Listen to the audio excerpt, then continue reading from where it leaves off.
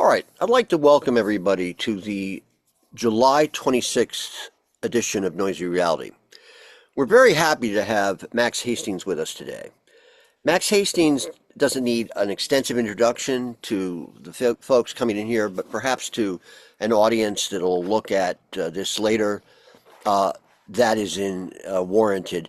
Now, Max has worked as a journalist, covered all sorts of conflicts around the world, including Vietnam, the Falklands, and other places like that. He's also contributed to our understanding of these conflicts in immense ways. He's done books on the Falklands War. He's done books on, I'll just put up this list here so you can get a better sense of this. Uh, he's done books on the Falklands, on Ulster, and all sorts of different topics, but he's particularly known, at least and argued about here in the United States and elsewhere, over the immense work he's done on the Second World War. And we're starting with Bomber Command, Overlord D-Day, and the Battle for Normandy. I think this is the last time I actually saw you in the United States, Max, when you came to New York and talked about that book. And I remember people arguing about that book vociferously. Um, Armageddon, the Battle for Germany, 1944-45. All Hell Let Loose, the World at War, 39-45. The book you did on the anniversary of the First World War, Catastrophe, Europe Goes to War, and on and on. His book on Operation Pedestal, The Fleet That Battled to Malta, great micro study. This book that he did before, the book on Sword, Operation Biting, the 1942 parachute assault to capture Hitler's radar on the raid on Bruneval, another excellent work. And now we're dealing with this particular book on Sword, D-Day Trial by Battle. Now, an audience like ours, all of us are very familiar with the contributions of the British and Canadians, but most Americans aren't. They're rather myopic when it comes to World War II. Omaha Beach is where they more or less sit and end their consciousness. It's usually Pearl Harbor, Omaha Beach, and Hiroshima, and that's how many Americans see the war.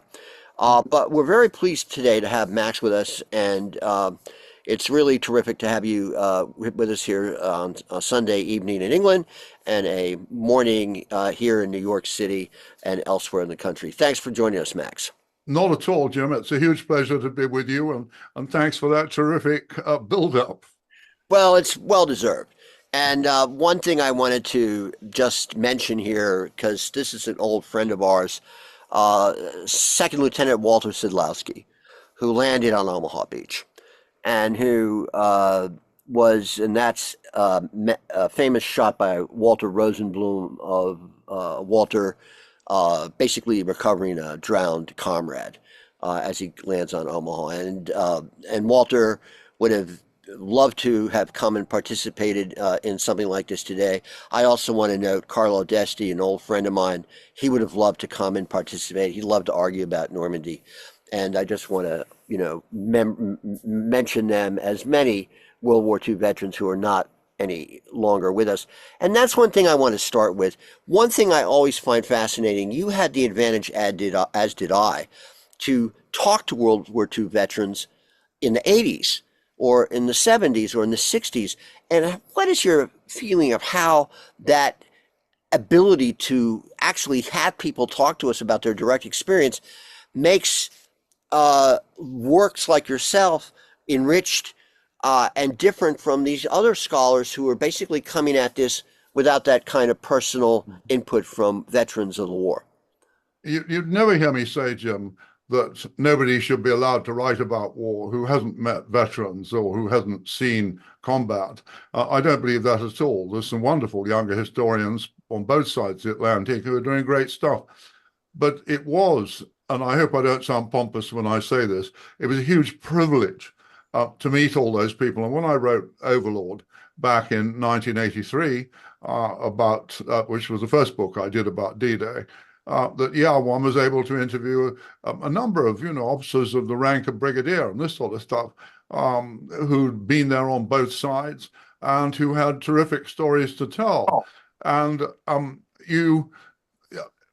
I don't think one very important thing, I believe that some people today give an exaggerated importance to oral history, because a lot of veterans, over the years, they tell the story so often that they get muddled up about dates, they get muddled up about things that happen. And I've had the experience myself that sometimes when I'm talking to veterans about the Falklands War, which was a great experience in my own life, when we really get down to it, I find I've got things mixed up about what happened when and so on. So oral history is wonderful at giving you a feeling about a place and a time and how people behaved.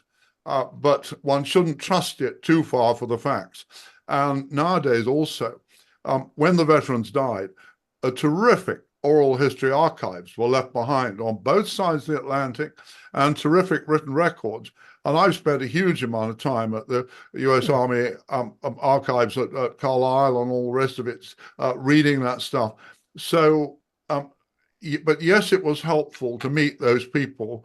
And sometimes one was amazed to look at these men in their middle or old age and just to think, my God, what they did as young men, could we have done it? Maybe we could, but I wouldn't be too sure. That I don't necessarily believe that they were the greatest generation. I think that title's all wrong. I don't think they were that different as human beings from what we are today. But they were certainly the generation to which the greatest things happened. And gosh, we were lucky to know a lot of them. Yeah, no, I agree 100% with that. I remember I had the privilege, and it was a privilege to talk to them at great length in all sorts of both the Pacific theater, the European theater. I've actually interviewed veterans of the Soviet Union, but the one that stuck out to me was Forrest Pogue, because Forrest Pogue actually was in direct contact with the senior commanders of the Allied effort in Europe.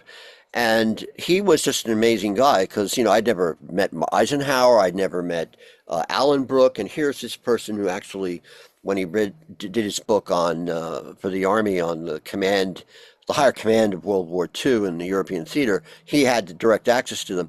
And one thing, of course, he said to me, and I remember from reading S.L.A. Marshall, was when you interview guys who are coming back from infantry combat, you got to get them right away because within a day or two or 3 or 4 days, everything will start to get confused. And I've always kept that in mind when I look at military history, because there's no certainty about military history. You're always going to learn and think of new things. Now, one thing I wanted to talk to you as we start is the early chapter of your book talks about the state of the British Army in England in 1944. And that's a subject that is subject to all sorts of controversy, opinions, interpretations.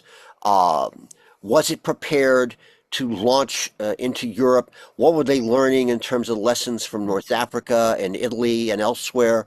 And just give a sense, a feel for your take on what the British Army is like getting ready to launch into Europe in 1944.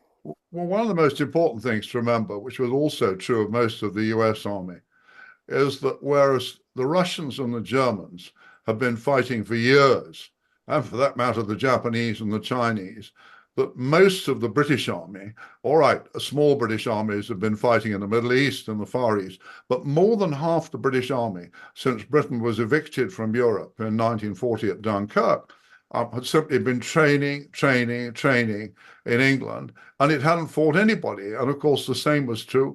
The 101st Airborne Division, the Screaming Eagles, that they'd never seen combat until they landed in Normandy. So it was very difficult. You can have all the training you like, you can do all the live firing over the heads you like, but nothing prepares you for the reality of battle. Now, one thing Montgomery got wrong in his planning for D-Day, or his planning for the whole Normandy campaign, he was sending into action several British divisions which had never seen combat, but he also brought back from the Mediterranean several very experienced divisions which had fought all the way through the desert to so allegedly stiffen the invasion army. And likewise, the US Army brought back the Big Red One and others and so on. But one surprise that Montgomery got was some of those British divisions brought back from the desert did not perform well in Northwest Europe because they were tired. They'd been in combat for 3 or 4 years. they'd suffered ferocious casualties. And I remember very well the colonel of a British tank regiment who'd come back from the desert.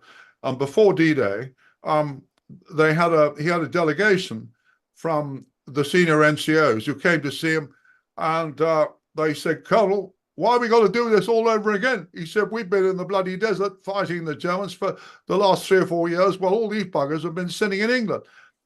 He said, "It's the wives. They keep saying, why us?" And this was an entirely fair question.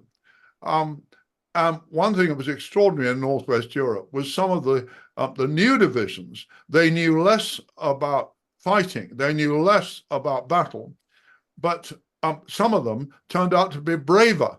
And I remember an officer in one of the new novice divisions whom I interviewed a long time ago for Overlord. And he said to me, he said, "You fight a bloody sight better when you don't know where it hurts." And I think there is truth in that, that those guys brought back from the desert, they knew where it hurt, but they were very inexperienced, these guys who had been in England for 3 or 4 years. And when they landed in Normandy, and this is where, a few years ago, I used to write big books about big themes. And now I'm much more interested in micro stories and exploring relatively small areas. And I felt Sword wasn't nearly as bloody or as dramatic as Omaha. But it was still an unbelievably fierce clash of arms, especially for the airborne division on the left flank, the British airborne division. And I got terribly interested in analyzing not only what happened on the beach, but what happened inland through the rest of that day, because Montgomery had tasked them to capture Caen, 10 miles inland on the first day. They were landing at 5, 6, 7 o'clock. That 10 miles wasn't that far. And once they'd broken through the German coastal crust, then on paper, it shouldn't have been impossible to get to Caen. But they did not get to Caen, and they did not get to Caen for 2 months. So I was looking a lot at the question of why.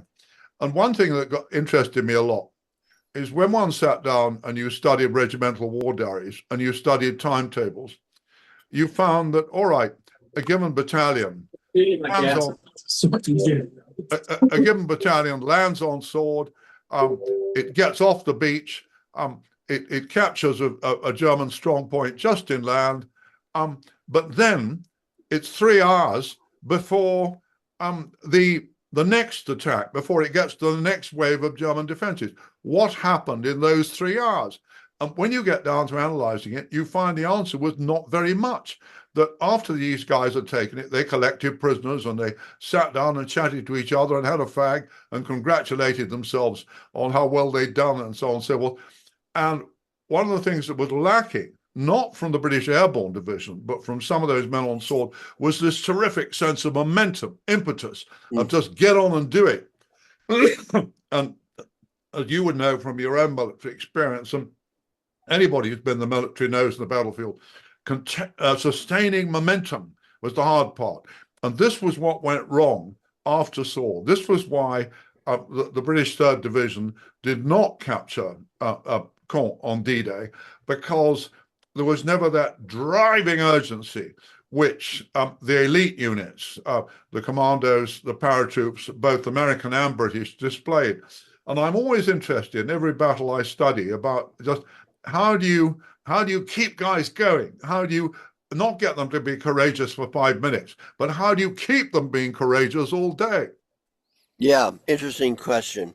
Now, one thing that comes up in, I'm sort of jumping ahead a little bit, is Chester Wilmot, who you refer to later in the narrative of the book. Now, I knew his research assistant for the book, Struggle for Europe. Graham Irwin was an Australian officer who married, Wilmot. He married Wilmot's sister, and he was actually tasked to go do the research of Struggle for Europe when he was at Cambridge, and I had him as a professor a long time ago. And Graham didn't, he talked a little bit about it, but one thing that sets the tone for how we understand Sword Beach is Wilmot's narrative about it, and gets precisely to that argument you're making, because he was talking about how the brigades of the Third Division should just push through and Yeah. suffer the casualties and reach Caen. And I personally, looking at we'll get into this in greater detail in a few minutes. I think that was very difficult, if not impossible to do, given the force ratios that day. But what's your opinion about that? And that, of course, sets the tone for the arguments we've been having ever since about Normandy to the present. Well, I'm a huge admirer of Wilmot, who was Australian, of course, and he incredibly courageously landed in a glider with that British Airborne Division on the flank of Sword that day and wrote a brilliant account of it. And he watched that airborne division in action on the ground. And they really went for it. Their casualties, not only on D-Day, but in the days that followed, were horrific. And if you study and contrast, as Wilmot did, the parachute battalion that was tasked to storm the Merville battery, which was a position that the British thought was vital to capture before the amphibious forces landed.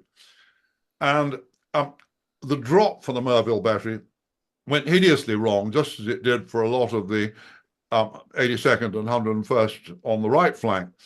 And half the battalion and all their heavy weapons just went missing and weren't available. And when the colonel of the parachute battalion to attack looked at what he got to do it with, he got 150 men or thereabouts, very little explosives, very little anything. But they get to the German battery and they just throw themselves at it, and they take pretty awful casualties in storming it, but they just crash on. And nobody says, oh dear, we haven't got the support, we haven't got the anti-tank guns, we haven't got the jeeps, we're not going to do it. These guys were absolutely committed to do the job. Now, compare and contrast the battalion that some people think I've been too hard on, but I'm afraid a battalion of the Suffolk Regiment, infantry regiment, which was tasked to attack a German strong point called Hillman. Hillman, yeah. And the battalion's attack on Hillman held up the whole British Third Division for about 8 hours.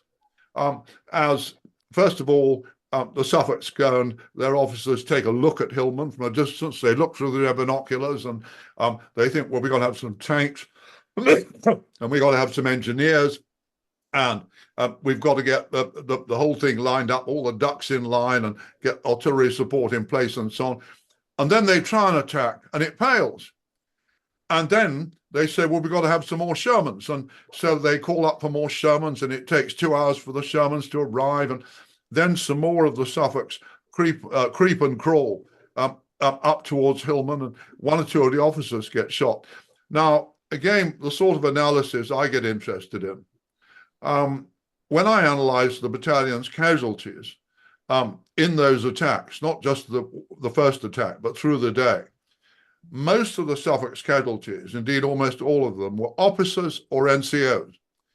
What that told me was that their officers and their NCOs did their damnedest to take that position, but they couldn't get their men to follow them. And whereas with the Paras, for instance, that when they, if their officers were killed, they just went on. They just went and did it. But the Suffolks, the fact that these guys, a lot of their men were old soldiers who served in India before the war, they didn't want to die. And in a situation like D-Day, you can't expect everybody there to be willing to die, but you've got to have some people willing to die. And the key point about the Suffolks, here is this German strong point, which covers with machine guns and anti-tank guns a very wide area on the approaches to Caen, and it holds everybody up for 7 or 8 hours. But then at the end of the day, you look at the Suffolk's casualties, and they've lost 7 killed. Well, I mean, this is a tiny fraction of what the Para Battalion lost storming the Merville battery. And I'm afraid what it told Chester Wilmot, what I think he was absolutely right to say, was the Suffolks didn't try very hard. And it's fascinating how there have been many accounts written, and some people would say that I'm too brutal in my analysis of this kind of thing. And one thing I will admit to you, it has got easier to be quite tough in one's analysis. Now everybody's dead. In the days when I wrote Overlord, in which I said some hard things Oh about yeah. People got about pissed off. People got pissed off. about both the British and American armies, I had a hell of a lot of trouble. Mm. And I had all these veterans coming out saying, you are impugning the honor of the British Army, and for that matter, the American Army. Mm. And I was very lucky that on both sides of the Atlantic, one or two distinguished veterans supported me and said they thought my criticisms were justified. But it has got easier now that everybody's dead, that you can say things about the shortcomings. I mean, for example, the infantry brigadier who commanded an important element, the lead element of 3rd Division that was pushing inland, and he was a complete incompetent. This is the 185th Brigade, the 185th Brigade? He was called K.P. Smith, and Montgomery sacked him 3 days later. And he was sent off. It was a sort of joke. He was sent off. His punishment for failing to take Caen on D-Day was that he was sent off to become senior British officer on Madagascar, which was a pretty tough response to this. But my point is that if I'd been as tough on Brigadier K.P. Smith as I've been in this book, when K.P. Smith was still alive, he could well have sued me, and at a British court, he could have had a fine day. So it has got easier to be brutal, and perhaps sometimes, let's not be too arrogant about this, all history books are stabs at the truth. We're all having a guess at what happened. And you're not going to hear me say, you would never have heard dear Carlo Desti say, or Anthony Beaver, this is the truth. Yeah, right. We are having guesses at the truth.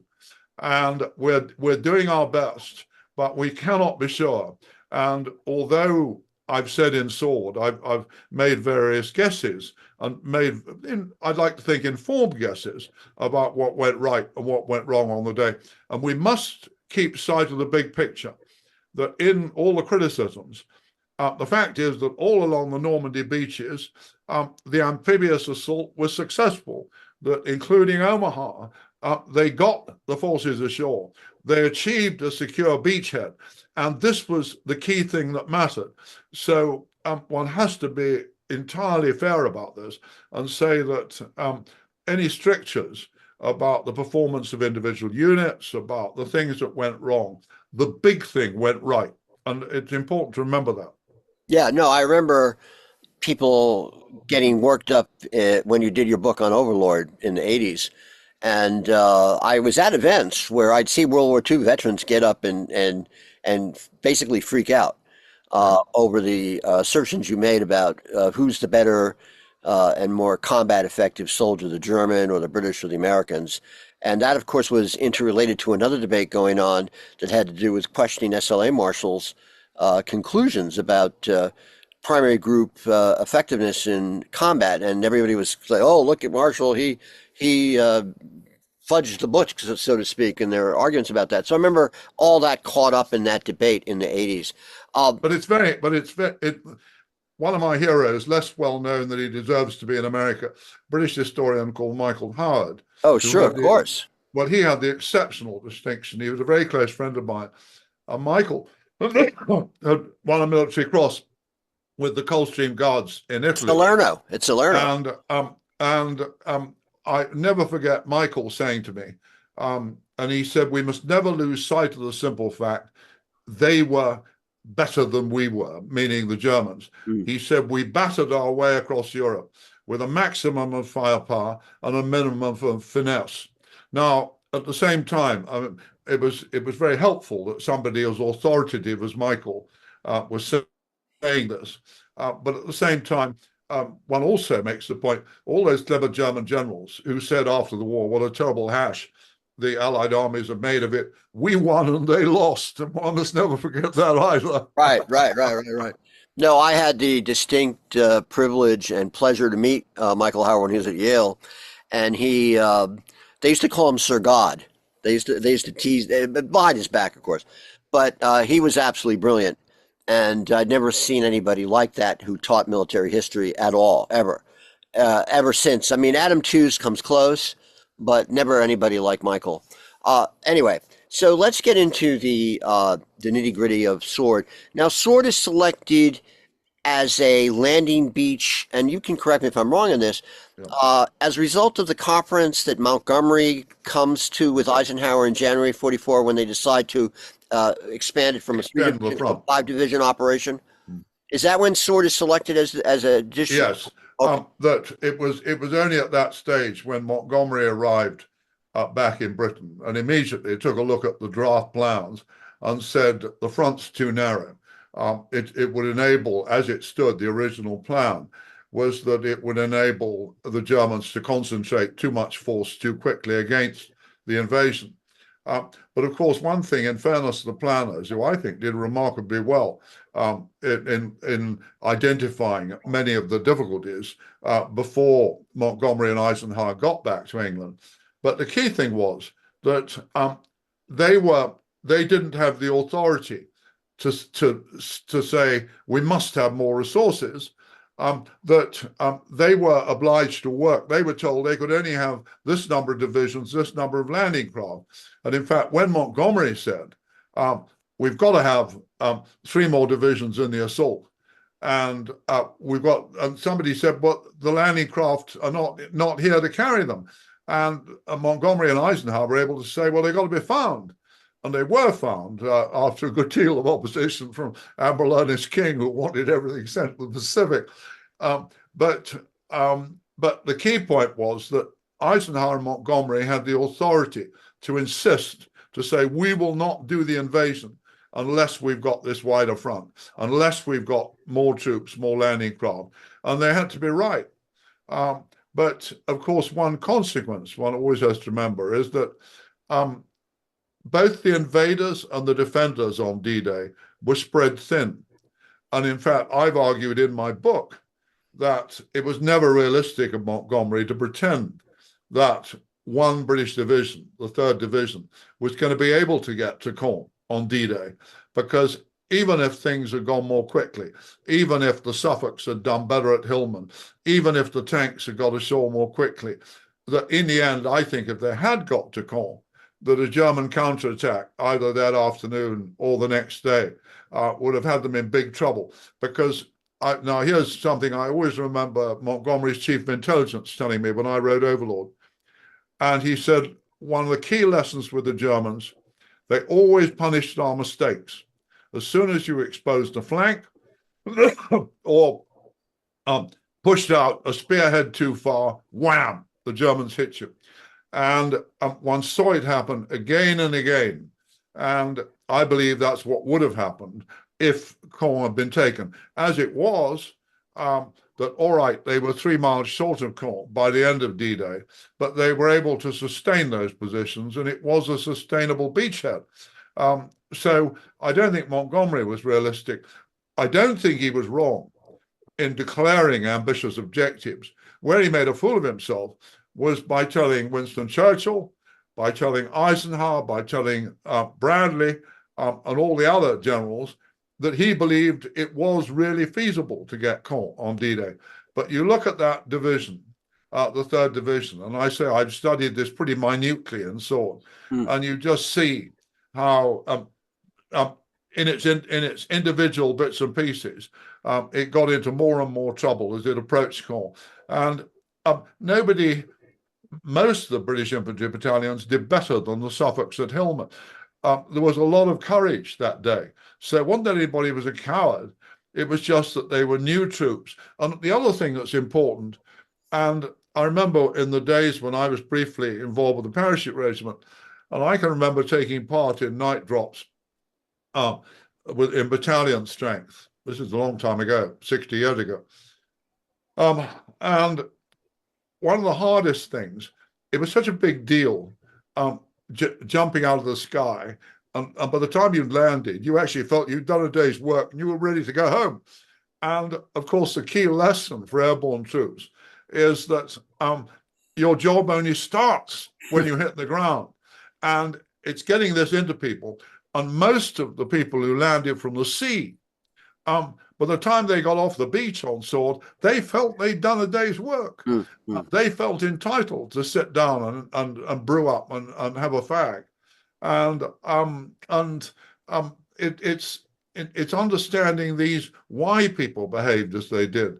And you can't expect everybody. Another of the points I've often made is that one thing I think I'm wrong about in Overlord, I failed to make the point. If the British and American armies had been like the Waffen SS, who certainly I think were the outstanding fighting formations of the war, then the whole purpose for which the war was being fought would have been out of the window. We have cause to be very grateful that the spirit of the citizen armies prevailed in, again, both the US and the British armies. And there were an awful lot of men out there who were very willing to do their duty and to serve their country. They were just not kamikazes, most of them. They were not willing to go that extra inch that you can only really expect from elite troops like the airborne. And I think I failed to get that point clearly and to make it in Overlord. It's not good enough just to say, oh, well, the Germans were better. You've got to say, well, maybe we have reason to be grateful that the British and American civilians in uniform remain the sort of people they were, whereas the Waffen SS became the people that they were, which was something pretty horrible. Now, what I'm showing here is the map from Ellis of the terrain that covers Sword, Juno, and Gold. And I'm just curious your assessment of the physical characteristics of approaching Caen. What did that factor into in preventing the 3rd Division from taking it that day? Well, the first thing to be said, which sounds a bit silly, but it was terribly pretty. There were all these golden farmhouses and little villages with narrow streets, and clumps of woodland and growing crops. And an awful lot of men, when they had time to think, they took a look at this countryside, which, remember, was then relatively undevastated. The beach areas were devastated, but inland, there wasn't much devastation. And a lot of men looked at it and they just thought, this all looks so wonderful. You know, how can you have a war here? But unfortunately, the terrain we're talking about, with valleys interspersed with gently rolling hills, was pretty ideal for defenders. And the trees, you could hide a lot of people, and you could hide a lot of tanks. That in the villages, almost every village with these narrow streets had to be fought for. And fighting your way up village streets, you can have a couple of German riflemen in a house who can take out 3 or 4 men before anybody figures out where they are. And relatively small numbers of German defenders inland from the beach were able to hold up successive British units. So you get to a village, and there are about maybe 5 or 6 villages on the direct line of approach between the beach and Caen. And each village, as you approach, the battalion commander has to plan an attack, get everybody in line, send them forward, fight their way through, clear it out, and then deal with the prisoners, deal with the casualties and all the rest of it, and then move on to the next one.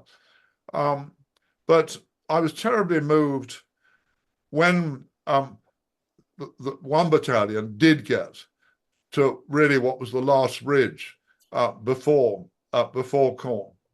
And they launched an attack, and the company commander was killed. Germans had just moved into the area. Germans had just taken up positions in front of them and opened fire as soon as they came up the hill across open ground. They were attacking across open ground. And the company commander was killed very quickly. And he was the British officer who got closest to Caen that day. And one of his platoon commanders immediately said, we've got to get that ridge. We've got to get that ridge. And he tried to overtake the corpse of his company commander, and he got a bit further forward. And then he too was shot in the stomach, and his platoon commander managed to get him out and get him taken back. So the platoon commander survived. But one was terribly impressed by this 20-year-old young man who, even after his company commander had been killed, felt this real passion to try and fulfill this objective. But the trouble was that there just wasn't the weight of punch in the spearhead at that point, that this was a single infantry battalion that had got that far at this point, and they had hardly any tank support, and most of the British tanks were off on the right flank, they'd been dealing with a German Panzer counterattack, and so they didn't have that much support. And I think on the whole, given the fact that most of them were new troops who hadn't been in action before, they did as well as you could have expected. And the one thing everybody who in this conversation who had any experience in military operations, nothing ever goes right. All you've got to expect, it goes a bit righter for your side than it did for the other side. And that's more or less what happened with Sword on D-Day, and the British had an awful lot to be grateful for, because that Michael Howard always used to say to me, he said, serious historians do not do might have beens, because as soon as you move one variable, so many other outcomes become possible. But if the Germans had got that armored division moving early in the morning, if they'd whacked straight at the airborne division, the British could have been in very serious trouble, because the Germans could have closed the vital Caen Canal and Orne River crossing, which this brilliant glider-borne coup de théâtre, let's say, had seized in the early hours of the morning. So if the Germans had got that right, if they'd moved fast, and I've always thought if Rommel had been there, he would have made damn sure that they did get everybody moving fast. But as it was, just as that armored division spearhead was getting ready to attack the airborne division, that they were told to change their axis and move round the other side of Caen and stab at the 3rd Infantry Division. And by the time they'd done that in the afternoon, the British had got tanks and anti-tank guns up there, and the British were absolutely ready for them. And the Staffordshire Yeomanry, I talked about one or two British units that did not do that well. The tanks of the Staffordshire Yeomanry did brilliantly that day. They did an absolute textbook defense against the German armored division, knocked out quite a lot of them, drove them back. And the Staffordshire Yeomanry's contribution was terrific. But the Staffordshire Yeomanry were not ready to meet the Germans until 3 or 4 o'clock in the afternoon, because they'd been delayed on the beach. And if the Germans had been at their usual speed of response, then by that time they'd have been halfway to the beach. Yeah, no, I agree. I think Rommel's presence in the theater of operations would have been a game changer, because his energy would have immediately argued and violated the orders to retain the OKW reserve panzer divisions. And I'm sure he would have also done his best to get the 21st moving early in the day. But what I wanted to just do here is just give your sense of the units themselves, these British units. You mentioned earlier the 6th Airborne Division, and you mentioned the 9th Parachute Battalion, led by Lieutenant Colonel Terence Otway, that takes the Mirabel Battery. But just give a little snapshot of what these troops are like, their commanders, the officers, the men, the whole division and the brigade attached to it, the 27th. I just want to get your sense of the order of battle, but in a more holistic way. Yeah. That 6th Airborne Division, I'll now make another of those remarks I wouldn't have dared make while they were all still alive. The British 6th Airborne Division was a much better formation than the British 1st Airborne Division, which landed at Arnhem 3 or 4 months later, and of course was cut to pieces. And 6th Airborne, its commander was Richard Gale, was a remarkably effective, punchy officer.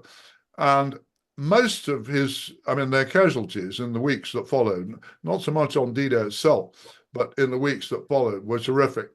But these were guys, they was, as all airborne troops tend to be, as the Screaming Eagles are, as the 82nd is, that these guys, they wanted to fight. These guys were up for it, whatever it might be. And on D-Day and in the days that followed, they displayed this energy and drive that was fantastic.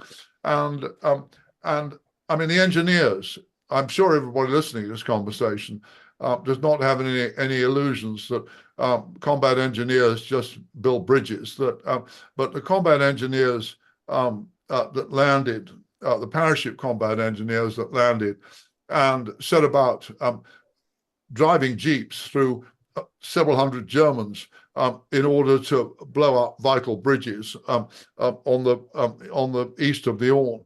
I mean, these guys, the engineers, arguably, both on the beaches and with the paras, they achieved as much on D-Day as the infantry themselves, and one's admiration for those engineers and what they did. I mean, some of the engineers who landed with 3rd Division on the beaches, that their commanding officer and several of his men swam from beach obstacle to beach obstacle as the tide came in, cutting the wires to the demolition charges and so on. And those guys, one's admiration for them was terrific. But the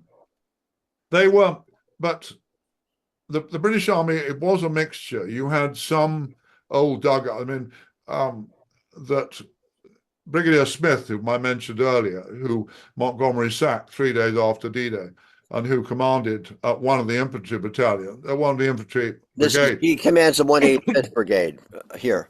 But he'd been around.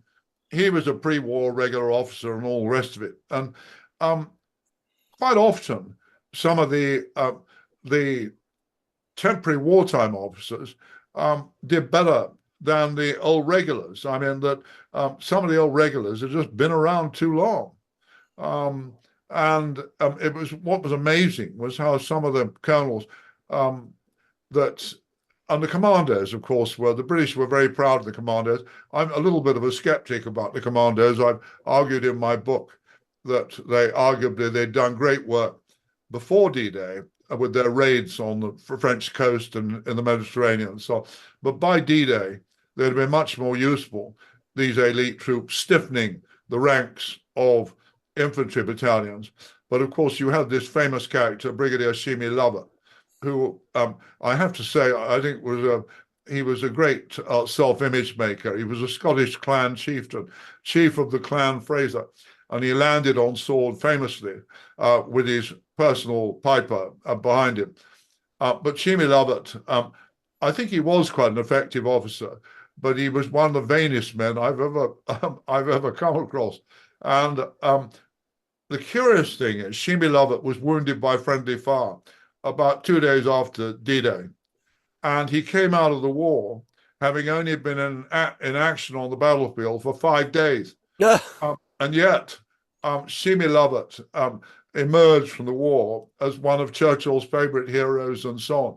And nobody ever forgot him landing with his piper, as played by Peter, Shimi Lovett played by Peter Lawford. But behind the Lovett bullshit, the commandos, they were tough, they were good, and they did move fast.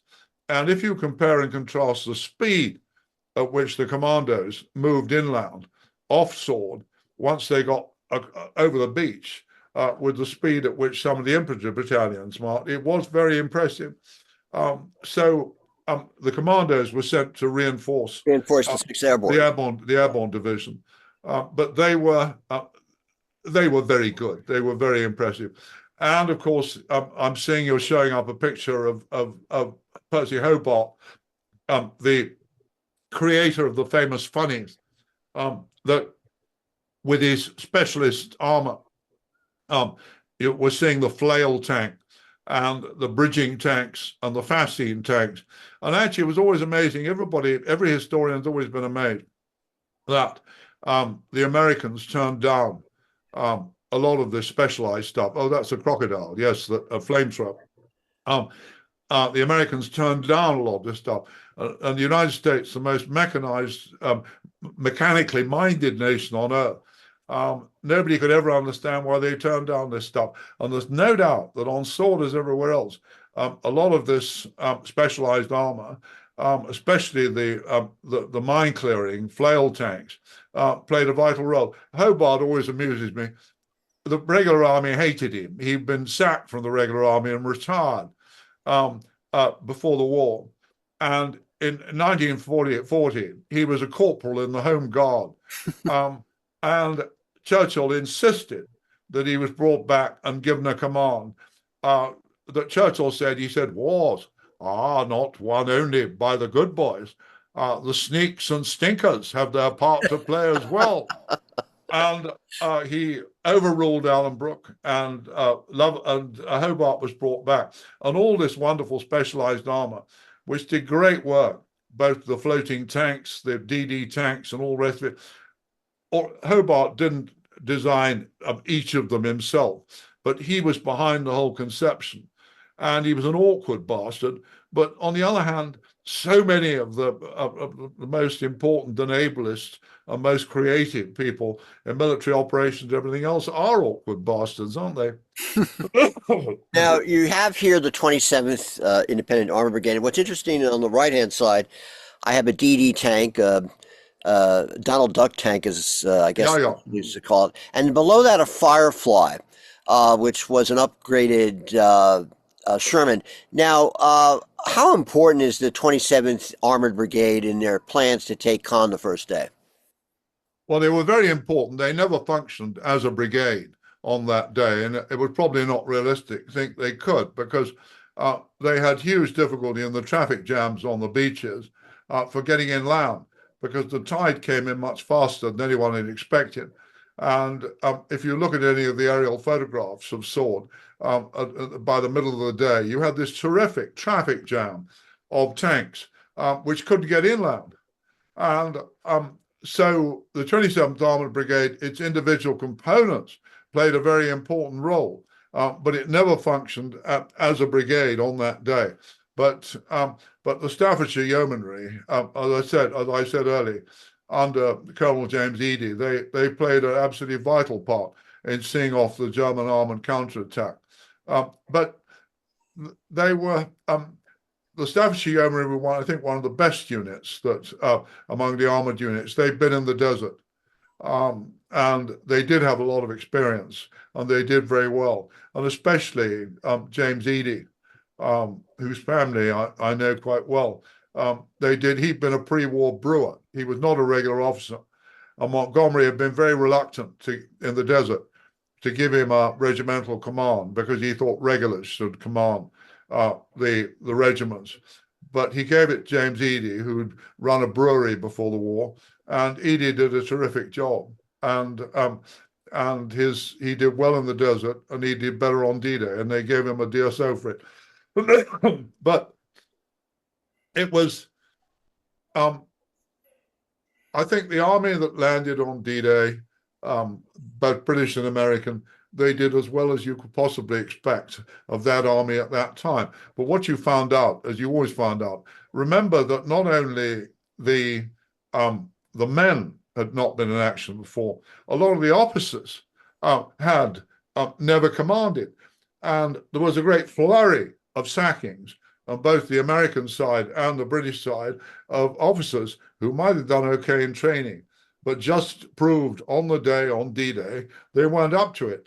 And as I'm sure you know, I mean, the Americans were on the whole more ruthless than the British about sacking people who were no good. I remember the US 90th Infantry Division, I think in Normandy, they had about 4 successive major generals commanding, because each one was sacked.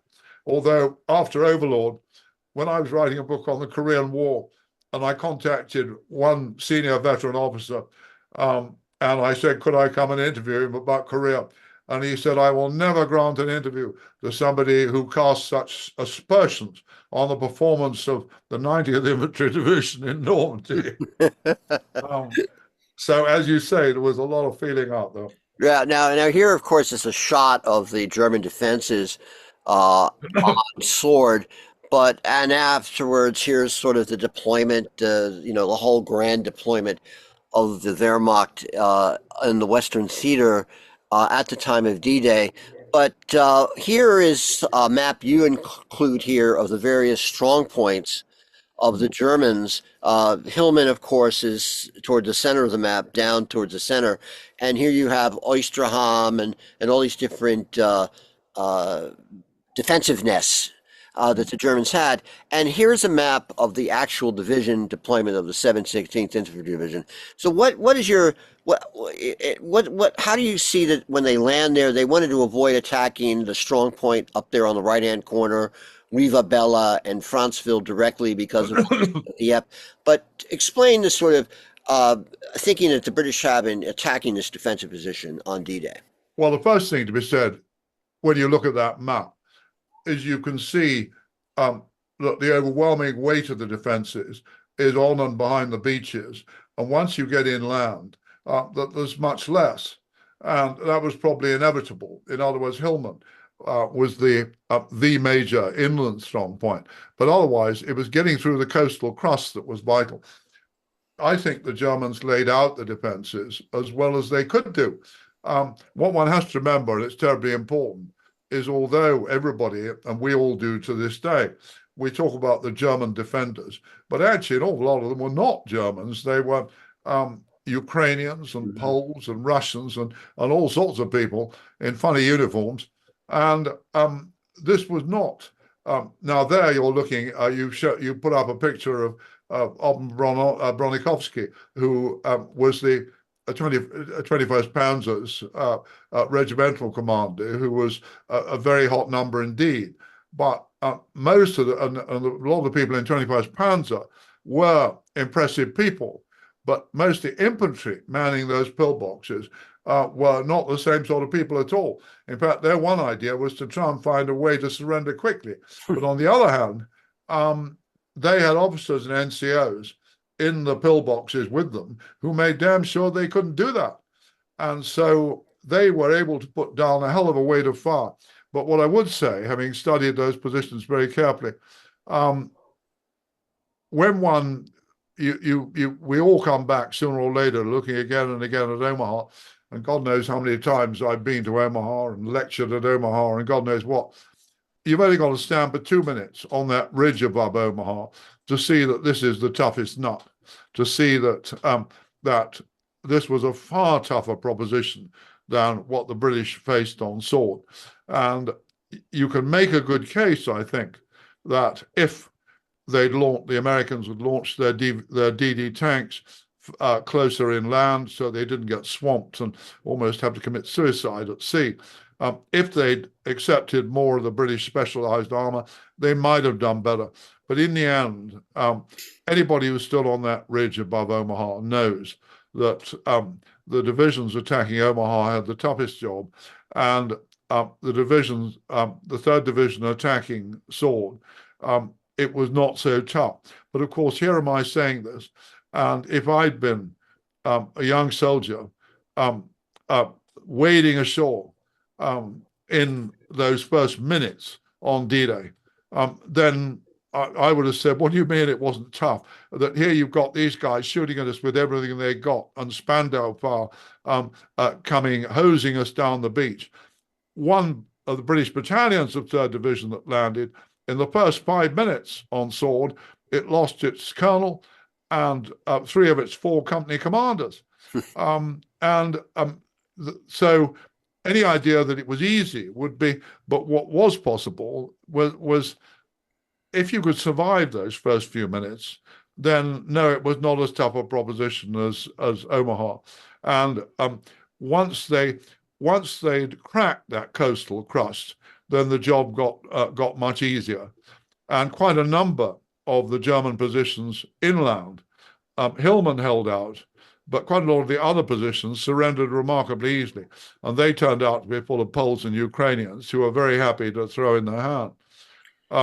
But Rommel had an impossible task, the weight of Allied resources. I said in Overlord, and I haven't changed that. The weight of Allied resources on D-Day was so great that all logic said that the Allies had to succeed.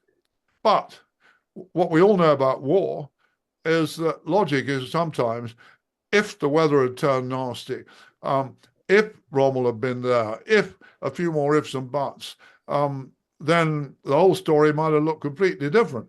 But as it was, I mean, that weight of Allied resources that, we've all read innumerable accounts by Germans who were there on the day.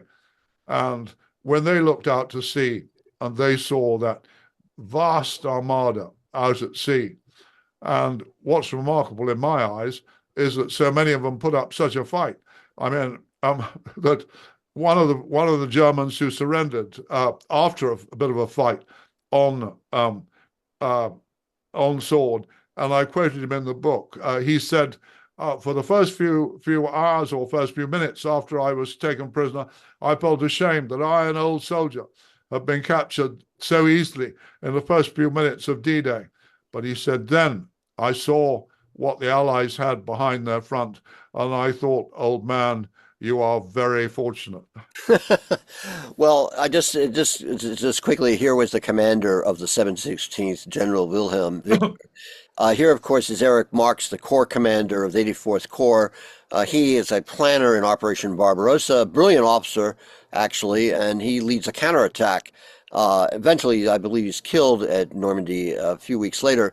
Here's the commander of the 21st Panzer Division, Furtwängler, and here's Hans von Luck. Now, one of the things that always amazed me, and here, of course, is the key issue: how fast can the Germans release these divisions and counterattack and build up and overwhelm an Allied landing? And of course, the big ifs are the 12th SS, the Panzerlehr, and the 21st, and the 17th SS Panzer. Now, this is just a map of the interdiction going on to confuse the Germans, and the invasion begins. Now, this is a map from an atlas dealing with the naval war of World War II, and as you can see, opposite Sword is a pretty formidable array of ships that are engaged in bombardment, as you can see throughout all the beaches at Normandy: Juno, Gold, Omaha, and Utah. Here's a map, a picture of British warships opening fire. This is the air cover given on Operation Neptune, quite extensive. And here you have the landing on Gold, the landing on Juno, the landing on Sword, and the airborne attack, which here we have the DZs laid out. Now, one great pleasure I had in 1984 was to interview Major John Howard, who commanded the forces to take the bridge. So explain what's going on here in the deployment, these DZs that are laid out by General Gale to take and protect the flank of the whole operation with the Orne bridgehead. Well, very early on in the planning, the British identified the bridges over the Caen Canal and over the Orne, which are only a couple of hundred yards apart. And these, by the way, on the map are way on to the left, south, just down by LZW. They were about halfway between the beach and Caen. And very early on in the planning, they realized these are vital. And first of all, it was vital to try and secure them for the British. And also, it was vital to deny them to the Germans, because if the Germans had the use of them, they could move armored reinforcements very quickly into the immediate area of 3rd Division's attack. But how to get at them? Because what everybody knew by then about parachute landings was that paratroopers always landed dispersed. And it was bound to take any parachute unit that landed maybe half an hour at best, maybe longer, before it was ready to attack the objective. And during that time, the Germans would almost certainly blow up the bridges. So they figured the only way they could do this was by crashing gliders almost onto the bridges themselves. And these gliders, I've always thought, we take too much for granted. These incredibly flimsy creations of canvas and plywood. And the men who, not only the men who flew them, but the men who went as passengers in them with no parachutes, I might add, the courage to cross the channel in these creations towed by bombers. It was extraordinary, but even more to ask these pilots, and there you've got the picture of the staff sergeant who piloted John Howard's glider. And those glider pilots, of the 6 gliders that were allocated to the assault on the bridges, that one got lost and landed miles away, but the others all landed within a couple of hundred yards of their objectives. And Staff Sergeant Warwick, who was flying the Howard's glider, he achieved a near miracle by, first of all, identifying his objective correctly, and then by making an absolutely spot-on approach and crashing the glider into the wire by the bridge. And Howard and these people, they were all stunned. I mean, how could you not be stunned when you land in this crazy thing? It's a controlled crash. It's not a landing like we make it at Heathrow or New York Kennedy every 5 minutes.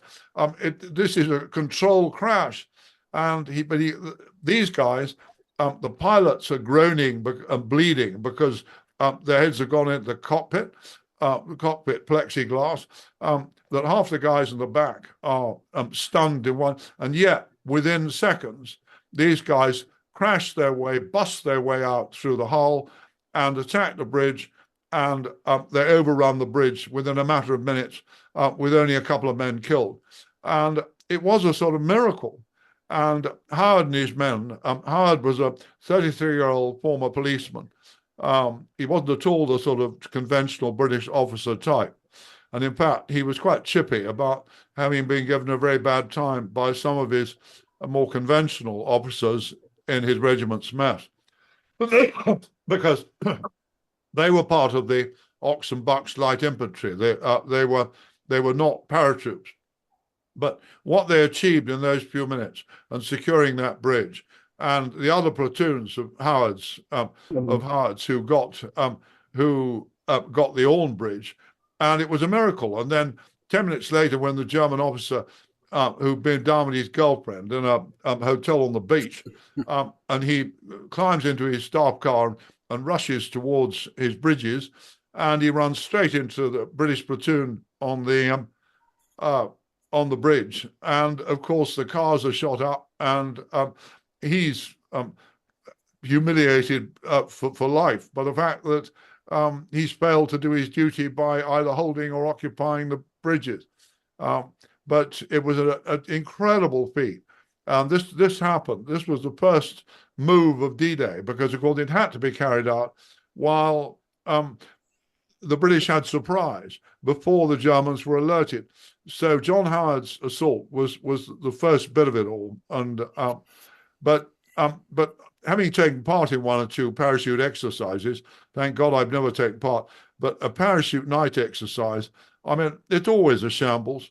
What's amazing is that some parachute operations achieve what they do. But an awful lot of people always get lost and turn up in the wrong place. But just as on the American flank, that it worked because it was intended to confuse the Germans, and it jolly well did confuse the Germans, that they had paratroops landing everywhere, and they couldn't figure out what exactly was going on.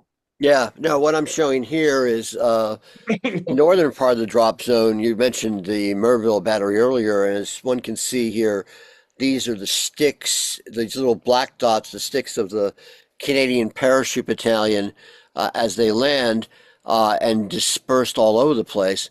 And here, of course, is a more detailed, unfortunately, it didn't come out that well, uh, a more detailed look at the jump in that area.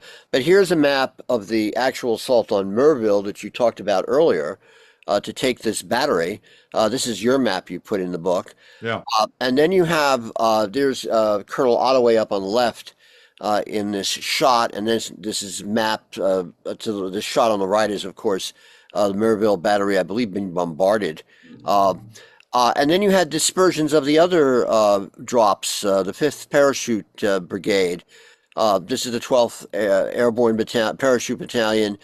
This is south of the objectives that we just were talking about, the 2 bridges over the Orne.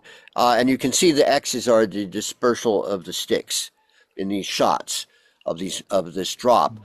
Here, of course, are airborne troops at, I believe, These were men of Otway's battalion. of Otway's battalion. This is a nice battalion that takes Merville.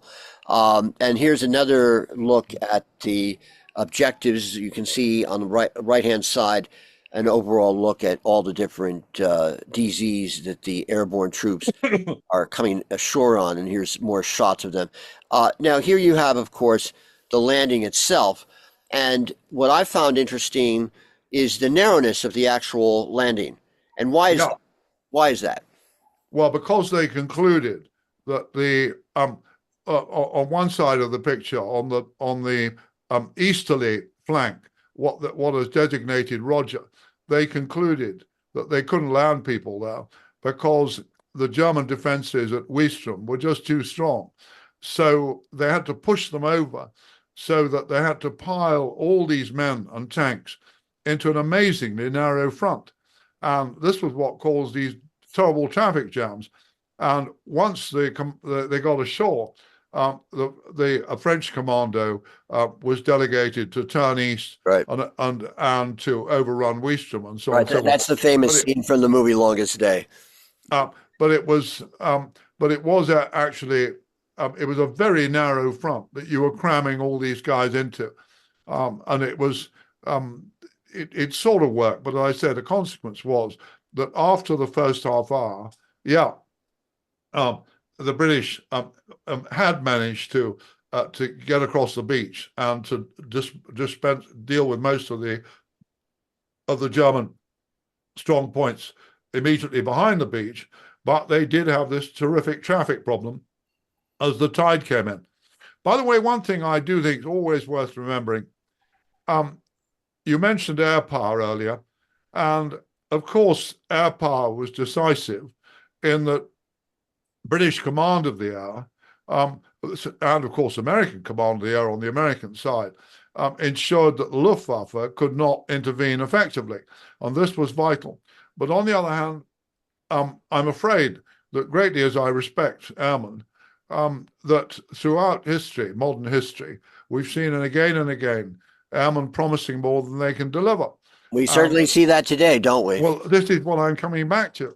That people say to me now, we've got this amazing technology, you've got laser guidance, you've got all this stuff. But the fact remains that trying to win wars from the air has always been a mug's game.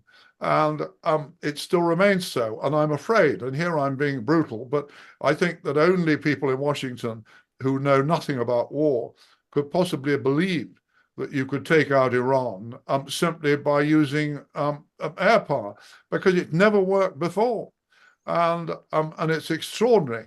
But of course, on D-Day, the same was true, that again and again, they hammered air power, they hammered objectives like the Merville battery ahead of the attack again and again and again.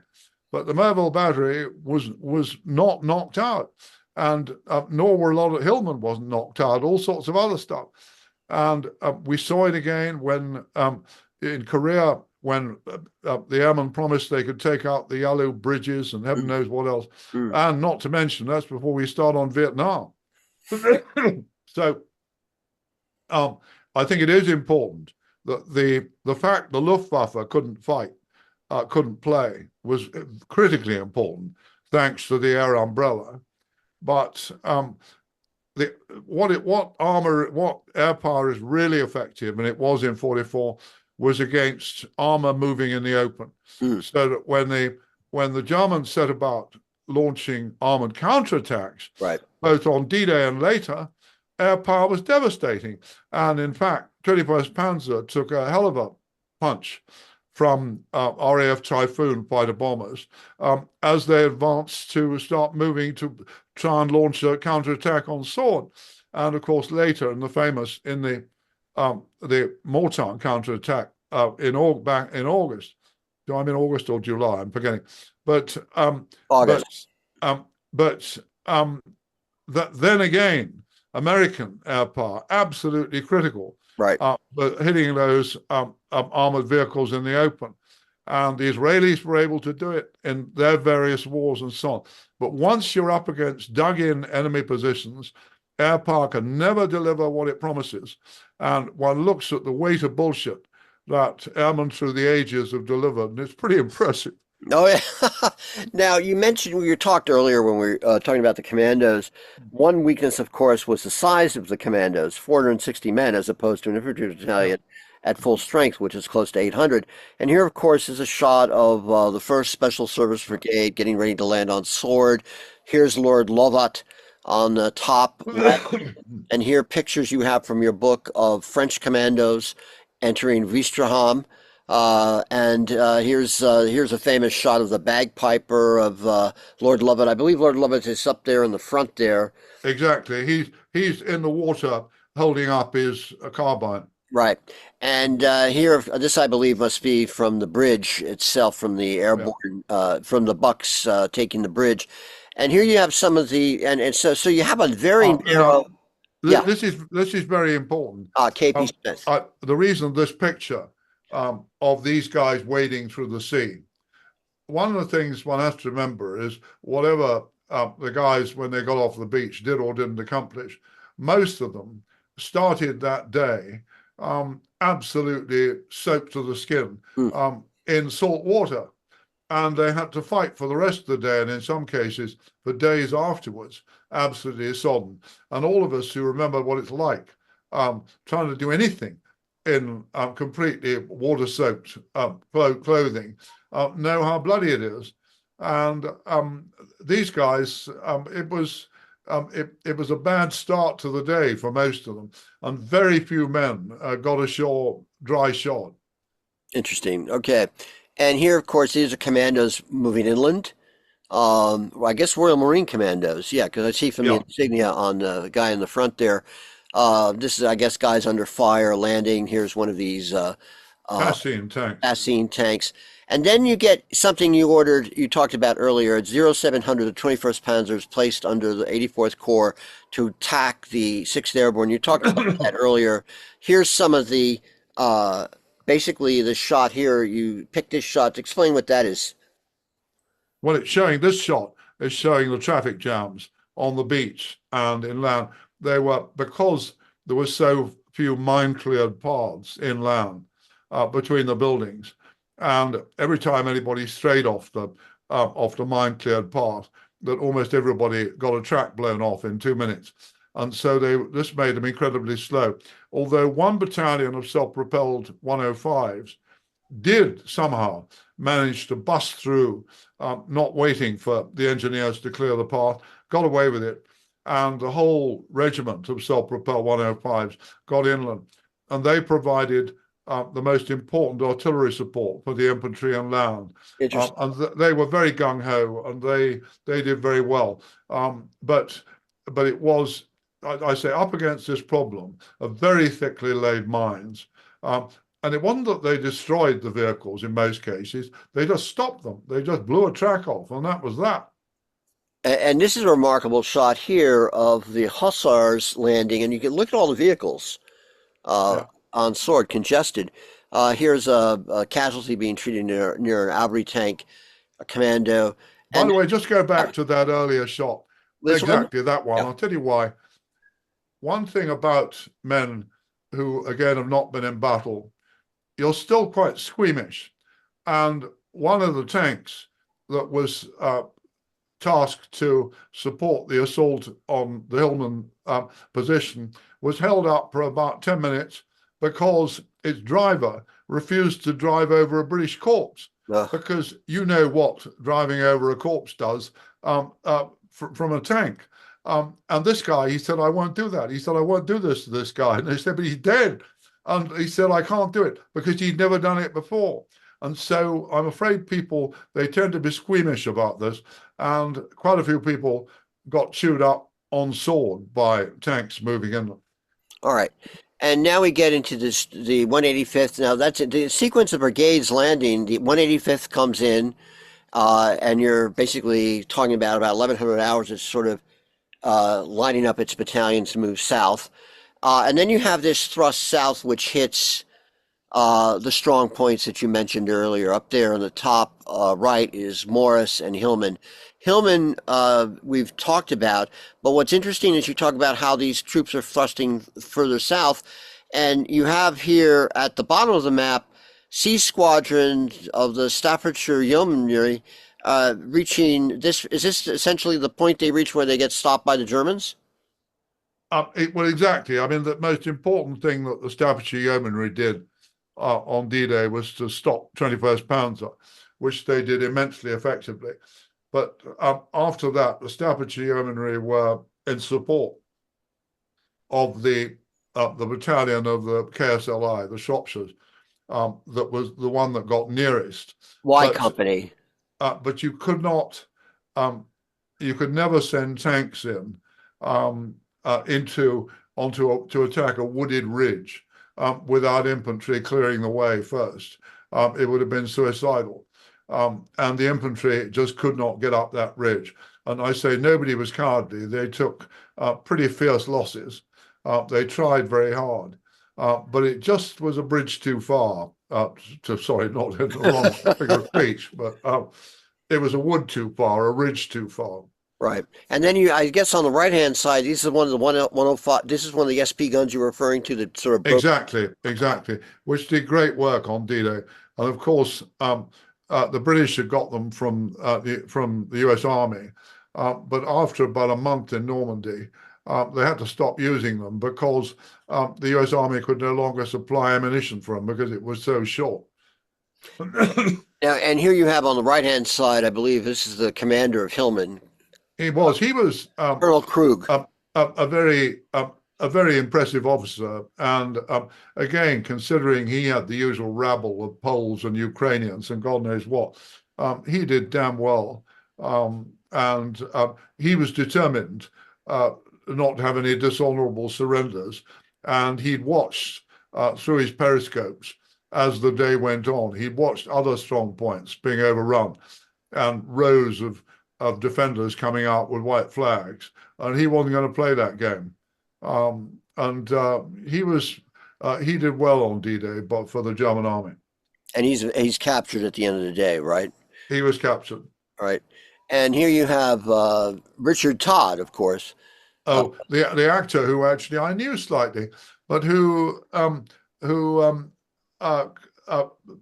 played Guy Gibson in The Dam Busters, a movie that most lovers of war movies have seen at one time or another. Right. But Richard Todd, as an actor, he joined the army. He felt that he wanted to do something useful, and he spent the first 2 years of the war guarding Iceland, which he thought was not a very heroic way to spend the war. So he volunteered for the parachute regiment, and he flew into Normandy on D-Day. And who are these other officers you have here? The officer at the bottom is called Dunn, Robin Dunn, who he wrote a splendidly ferocious memoir in which he was incredibly rude about. He was a forward observation officer with that regiment of 105, and his view of the performance of the infantry on sword was not flattering. He was enraged when he saw a lot of people making tea and hanging about. He wrote pretty brutally about them. But as he'd been there, and as here you can see him receiving a military cross from Montgomery, that he did have an authority to criticize the performance of the infantry. And it was pretty crazy that anybody was brewing tea immediately behind Sword Beach, when the orders of the day were get on, get on, get on. And these other two officers are Oh, the one at the killed. bottom was the company commander of the Shropshires, who was the one who got nearest to Caen on D-Day before he was killed. And he did very well. And what's always so sad about so many people, if you're killed in those circumstances, one's so quickly forgotten. Some people who do wonderful things in wars and very brave things, and everybody's forgotten their names, even within a few days in those days, and even more so today. But he did very well, and it was part of the usual tragedy that he was killed on the evening of D-Day. Right. And here, of course, the issue of shifting of the 21st Panzer Division to attack the 3rd Division, which is what occurs. And here I'm just showing maps. This is a map showing the reactions of the Germans that day in terms of troops there moving. As you can see, there's not much movement in Brittany, but you're seeing the reserve elements begin to move later in the day towards Normandy. And then there's the landing later in the afternoon, or late in the evening, I guess, or early in the evening, of another brigade to reinforce the 6th Airborne Division that lands in the south. Did that go off well, that landing? That was a brilliant success. And it utterly demoralized the Germans, that when all these hundreds of gliders and supporting aircraft and bomber tows and so on, when this great airborne armada turned up that evening, that a lot of Germans looked up at the sky and they just thought, this is hopeless. We're never going to make this. And it was not only a military success, and they got everybody down with very few casualties, but it was a huge moral success, because it scared the shit out of the Germans. And here, of course, you have Chester Wilmot in his book, and this is the action. This is a very important part of your narrative about this particular action here of the Staffordshire Yeomanry. What happened? Yeah, no, well, that's and I say that's Colonel Eady, who he was quite old for his rank. He was by then about 40 odd, which is old, for an operational role at that stage. And he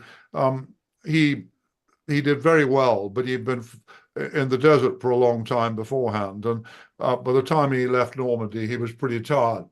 And like an awful lot of people, used themselves up in the war. Some of the people who did best in the war, they'd given 3 or 4 years of their lives to unbelievably strenuous, high-stress activity. And a lot of them died tragically young. I mean, this guy, Jim Eady, who I say got a DSO for D-Day, and a first-class officer, very impressive, and I've edited his letters. And Jim Eady died in 1960, aged only about 60 or something, and it was, but that's what's happened to an awful lot of them. But that operation, it was an absolute textbook. But we have to face the fact, if the Germans had displayed their usual speed, the Staffordshires would never have had the time to deploy absolutely by the book to receive them. And when the Germans came steaming down from this ridge and were belting along the British flank, and then 3 times they tried to turn east to get into the Sword beachhead, and each time they were met head on by the Staffordshires and supporting anti-tank guns, who absolutely blasted them. And after that, the Germans realized this was never going to work, and they pulled back to the ridge from which they'd come. A few of them actually did get down, not tanks but armored vehicles, down to the beach between the British and Canadian beaches, between Sword and Juno, but when they got there, they found they couldn't do anything, because most of the Germans down there were either hopelessly demoralized or already been overrun. And so the next day, early next morning, the Germans that had got down to the beach from that counterattack, they had to pull back. And here is finally the deployment at 2,400 hours in the British sector. And as you can see, the blue penetration is the 21st Panzer reaching the coast, the elements of the 21st Panzer. But this is, and it's interesting that one of the reasons, why did they not land further to the west of the beachhead they selected? Was the problem they couldn't land due Oh to no, it was very easy. Shoals, much too shallow. shallow? You Okay, couldn't get the boats in. got There it. were rocks and shoals. There wasn't the depth of water to get landing craft in. Ah, okay. And what we're seeing here, I guess, in this map is a reflection of that. Up there, Yeah. Queen, Peter, Oboe, and Non. But on that note, let's let everybody else come in. Just raise your hand and let me just stop it. Yes, Michael, go on, Michael. Yes, well, that was a wonderful talk again. And I do have to say, first of all, I should throw in one item that you forgot to mention, which is that Richard Todd actually was with the first reinforcements at Pegasus Bridge. He actually dropped in a little while later and played Major John Howard in The Longest Day.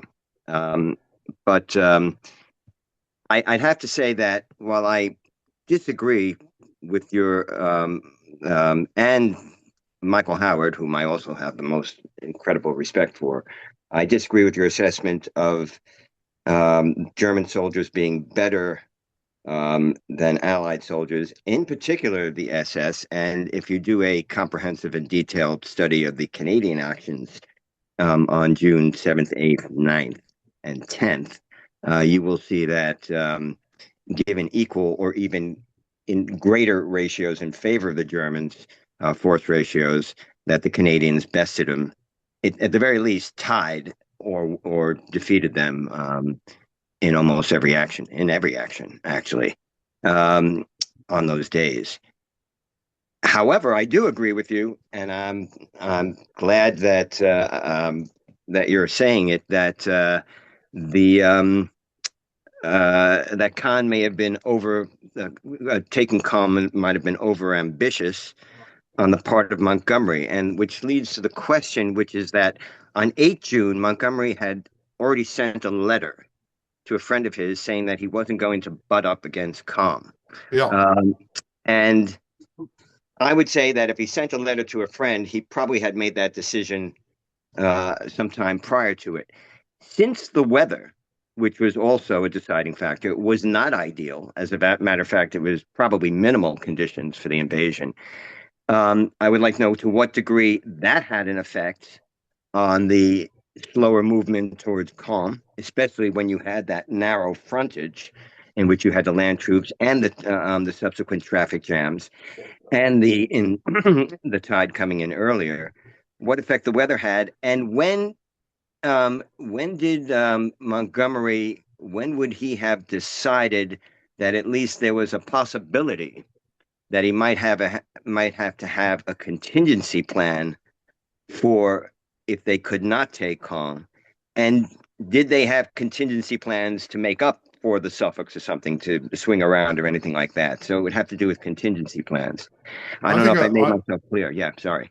I think a consistent strand in Montgomery's career. He was a immensely professional general, the most professional that the British Army in World War II produced in some ways. Not the most lovable, not the most anything. In fact, there's a great line of Churchill's about him when Churchill said to a friend after the Battle of El Alamein, he said, "Such a pity, isn't it, that the first general we can identify who is capable of defeating the Germans should be an unmitigated cad and bounder." And this was true. But I'm not sure I agree with you, Mike, that Montgomery, I think, very prudently, I don't think he had advanced plans about any of this. I think, as all generals must, he made it up as he went along. But where he got into trouble with history, was that he always tried to rewrite the narrative to make it seem that events had conformed to his plans. And this drove Eisenhower and Bradley, and especially Patton, of course, absolutely mad, and understandably so. that Montgomery always had to make it seem that he'd always made these decisions all along. And I don't think he did. I think he responded intelligently to circumstances. And he realized after the first couple of days that the Germans were very strong around Caen and that it was simply not going to be possible to rush the place. But I don't think of most generals accept that they just have to reinvent the narrative when they see what works and doesn't work. I don't think that Montgomery really in his heart thought it very likely that it was going to be possible for Third Division to get Caen on D-Day. And I personally think it's a damn sight better that they didn't. Right. And you think the weather had something to, did the weather have an effect? I always say, I don't know. I don't think it did. At this point, I can't remember. Was it the 12th, the great storm? What was it? I'm trying to remember the date of the major storm. Oh, the one that destroyed Mulberry. That I've forgotten the date. No matter. The point is, I'm not sure that the weather was having a decisive effect on the 7th and 8th. But I don't know, so I'm not going to claim that I do. Oh, well, thank you for for not claiming, because many historians would claim that they do know. No. The point we all have to say, Mike, 99% of the stuff we're all writing about, we have to say, this is what we guess happened, but we don't know for sure. Right. Yeah. It's a lot of conjecture. So basically, even though the weather conditions, because in other words, to put a narrow frontage there and still expect to take Caen, knowing that there's going to be traffic jams, even if the weather was ideal, which it was not. Do you think at some point somebody might have said, did anybody try to come up with a contingency for not, because Montgomery did come up with a contingency for going around Caen eventually, which didn't always work. But nobody on D-Day, considering the fact that they were using they had minimal weather conditions and they had a narrow frontage, nobody came up with any type of contingency? Contingency for what? For if the Caen wasn't taken. I don't think anybody took it for granted Caen would be taken. At one point, I mean, before D-Day, I mean, some of the mad plans, you probably know that before D-Day, the British toyed with a plan for dropping a second airborne division on Caen in the early hours of D-Day. And in an uncertain world, the one thing I'm quite sure about is that they had dropped a second airborne division on top of Caen on D-Day, that 21st Panzer would have absolutely chewed them to pieces. Yeah. And it's and the topography of Caen, I don't know if they fully understood it. It's very tough. The topography of Caen it's a very confused landscape, and it's a landscape in which, as the Germans found, fast movement was extremely difficult. And again, Montgomery was so reckless in his choice of language. You probably remember that at one point before D-Day, Montgomery talked about sending some tanks down on D-Day down to Falaise, quotes, to knock about a bit down there. Well, this was a ridiculously frivolous phrase to use. The idea of getting tanks to Falaise to mess about down there was absolutely crazy. But this was part of this mad conceit. Yeah. Thank you very much, Max. Yeah, it was June 19th. The gale starts. Go on, Chip. Thanks. Thank you, sir. This is a great privilege to talk with you. I am interested in the impact of air interdiction on German reinforcements. There's this idea out there that because Hitler slept in on the 6th and didn't release the panzers at that point, that somehow they could have swept us back into the sea. I think that's, from my understanding, that's just a fantasy because of what those units had to undergo trying to get into the fight. Could you talk about that a little bit for us? Yeah, I agree that it is a fantasy, but the old line, it may be a cliche, but it's still true, about the longest day. Once the Allies had got ashore, I don't believe, in the face of Allied air power, there was any way that the Germans were going to be able to push the Allies into the sea. But it's this business. Air power achieved terrific things in the field of interdiction. But at one point, you have to keep coming back to somehow the Germans got there. They did get to Normandy, Right. which is in itself remarkable. And 50 years ago, I did a lot of research into the march of the 21st Panzer Division, Right. sorry, of the 2nd SS Panzer Division, Right. up from southern France, Toulouse, up to Normandy. And again, this is always regarded as an epic of resistance and so on. So, well, but when I studied the German casualty figures, I think between Toulouse and Normandy, they'd only suffered the loss. It had taken them quite a while. It had taken about 5-6 days to get up there, but they'd only suffered the loss of about 150 men and about 100 and odd vehicles. I'm forgetting the exact numbers. I'm making those up, Right. but that's sort of. But in terms of an armored division of 15,000 men, it's not significant. So, but what you find, and when I interviewed all these people for Overlord, the Germans who got, yes, they had difficulty getting there, but with or without the Allied air power, they did get there Right. somehow. But no, I don't think for a moment that in the face of Allied air power, that they had a cat's chance of pushing the Allies back into the sea. And only Hitler could have fantasized that they did. Great, thank you. All right. Any other questions or comments from people? Considering how talkative everybody is, I'm sort of a little stunned here, but go on, Randy.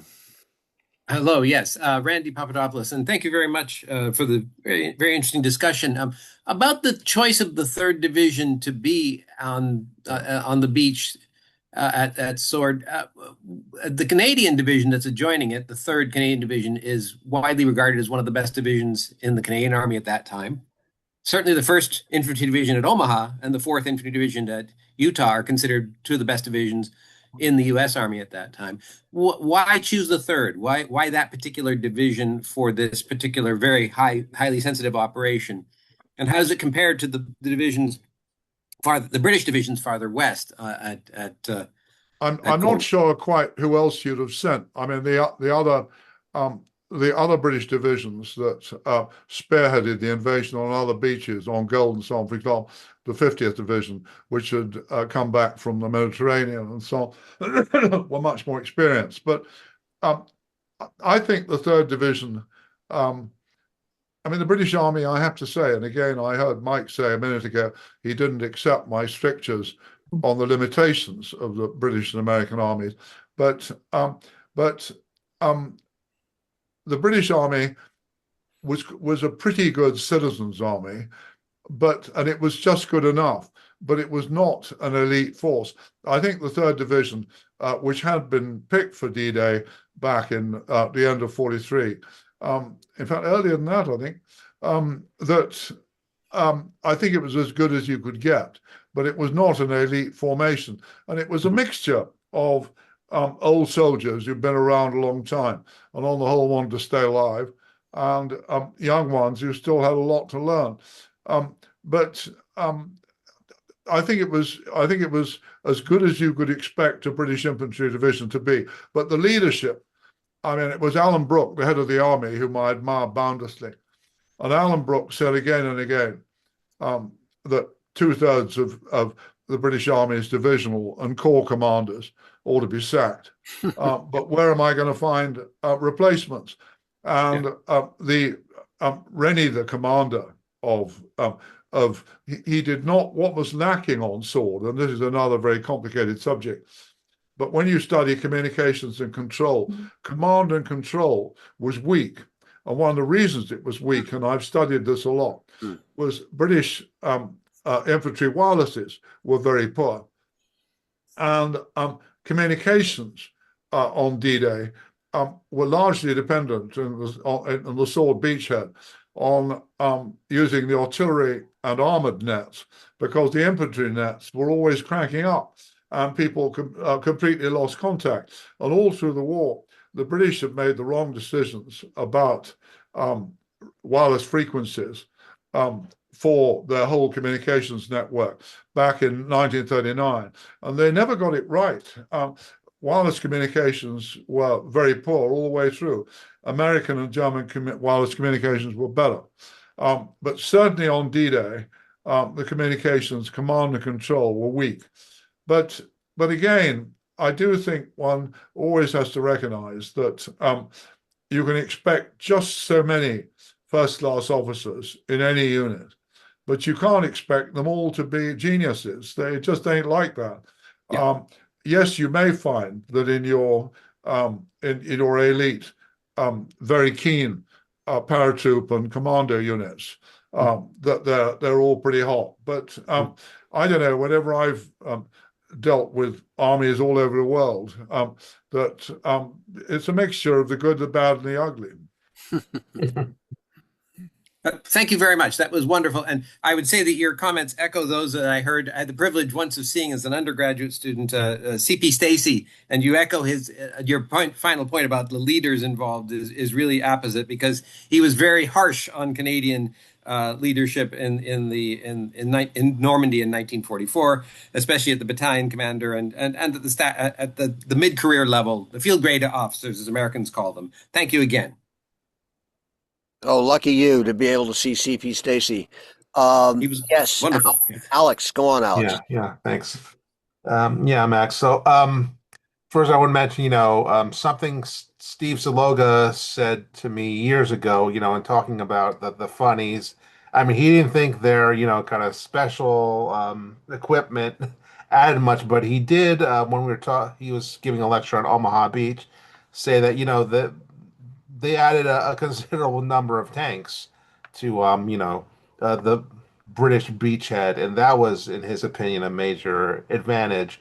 But I wanted to ask about, the depiction of sword in the movies. Of course, most famously in The Longest Day, but also, although they don't show too much of the beach, they show more of the planning, in the old 1970 film Overlord, that I think is very neglected, because, in comparison. But yeah, I just wonder what you thought about their depictions of Sword Beach, what they get right and wrong. Obviously, particularly The Longest Day, which has the most on it. It's so long since I've seen the movie that I've forgotten all the details. But I have to say, I think I would agree with the view of most people when young audiences ask me, what movie should we see to get the best feeling for what war is like? And I say, watch the first 20 minutes of Saving Private Ryan, which is a terrific picture of an amphibious landing, as good as you're ever going to get. And also watch the episode of Band of Brothers dealing with the invasion, because both, I think, I find impossible to fault on any practical consideration. But after that, with the rest of Saving Private Ryan is worthless. It always makes one rage. Well, of course, up on the American flank at that point, there were no advanced German tanks. You only had captured French tanks and Czech tanks and this sort of thing. And and I'm sure all of you, because this is a very expert audience, you know what rubbish a lot of that stuff is. But I think I stick with, I remain so full of admiration for that episode of Band of Brothers, which one still finds very moving, about just what it's like to do this stuff. I say what is always so awesome is how there are a few people who bring order out of chaos, while most people are just looking in all directions at once and trying to figure out what to do. But there are just a few people who, I remember very well, actually, when I was a war correspondent in the Falklands War, and one night I was flying with the SAS into a to a Argentine stronghold, the top of a position called Mount Kent. And I was absolutely terrified as we flew at 0 feet in this helicopter over and I shouted over the noise of the chopper to Michael Rose, the colonel of the SAS. I shouted, "What happens if the RG start shelling the landing zone?" And Michael leaned back and he shouted, "Oh, well, who dares wins." Yeah, all right, yeah, Actually, SAS model. it's bloody difficult to Yeah. stay frightened when you're with people like that. Sure. And actually, those people, again, watching them that night when we did meet not very serious Argentine resistance, but in the night, again, those of you who know about military operations, nights are really scary. When you can't see a damn thing, it's all 8 times more difficult. Unfortunately for us, in that war, the SAS were a lot better at it than the Argentine. And I wonder what you think. This is the comment. Can I make a comment? Sure, yeah, go on, Tom. The first 18 minutes of Saving Private Ryan is, I think, what was referred to, which is the landing. But you know, it's interesting to watch. But they've got the obstacles pointed the wrong direction. You know, they should have been pointed out to sea. The idea was to run into the head of the obstacle and blow it up, not to go up and come up from the bottom. And of course, they had to use the Irish Army because we didn't have any blacks we didn't have any blacks. We had blacks, too many blacks in the army, so they had to use the Irish Army for that. And so, but it's a good scene, but it's a little different. Yeah, but the point when you have to say what is. One of the things that's very striking, and in the days when I was a war correspondent, there is so little dealing with any war. There is so little completely plausible, completely convincing action footage. Partly because most battles happen at night, and you can sometimes use night vision cameras, but generally I've worked with BBC television crews in Vietnam and so on and so forth. And in the Falklands, there's no footage of the action because the British fought all their major actions at night, and also it's very difficult even when you're as suicidal as the great war photographers are, and I've watched some of them in action. But if you said what is the completely authentic film that really tells war exactly as it is, I haven't seen it. Have you? Well, you know, I just thought it was interesting that of course they couldn't use Normandy because they'd mess up the beach too much, but they had to pick a white army, and so they used the British Army to make the attack. well, I just wanted. The Irish Army, but of course they called it the American Army. I just wanted to throw in Sam Fuller's famous comment, and he's a veteran of D-Day. He said, you don't have scared shitless vision, you don't have stink-o-vision, you don't have smell-o-vision. You know, he just said, I've never seen any damn movie. I think, you know, he always made disparaging comments about Hollywood and war. Alex, you had something else you wanted to comment on? Yeah, I just wanted to ask, you know, one of the notable things about, you know, the bombardment preparation, the aerial bombardment before, you know, the troops hit the beach, that's generally thought to have been pretty ineffective. So I just wonder, on Sword, was it any more effective than, say, on Omaha, Utah, Gold, or Juneau? No, the bombardment had very little effect. Yes, it stunned a lot of the defenders, but when it stopped, they were able to still get out there and fire weapons. And the fact is that these huge concrete pillboxes, they were almost literally impregnable, especially to naval gunfire, because, you know, naval gunfire, very flat trajectory, and it just doesn't have the penetrative power. And I say here we've got this situation, even in the year of our Lord 2026, that the technology is amazing, but unless you use nuclear bunker busters, that penetrating well dug in,